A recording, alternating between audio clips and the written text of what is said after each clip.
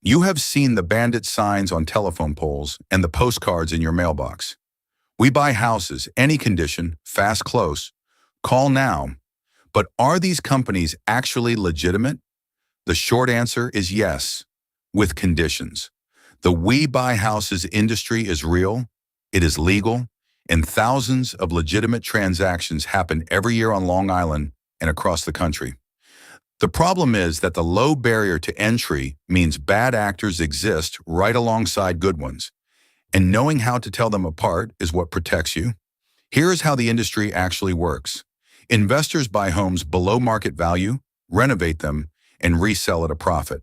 That business model is completely legal and transparent. The problems arise when buyers misrepresent who they are, assign contracts to third parties without telling the seller, or use pressure tactics to rush people into signing before they can think it through. There is also an important distinction between national chains and local buyers. Companies like Open Door use algorithmic offers and a corporate process with limited local market knowledge. A local independent buyer who has been operating on Long Island knows Nassau and Suffolk County pricing, understands the local attorney requirements and transfer tax rules, and is accountable to the community they work in. That local knowledge and accountability makes a real difference when you are trying to close a transaction that actually goes through. Here are the 5 questions that will separate a real buyer from a fake one. First, are you the actual buyer or will you assign this contract to someone else? Second, can I see current proof of funds dated within the last 30 days? Third, how many homes have you closed on Long Island in the past year?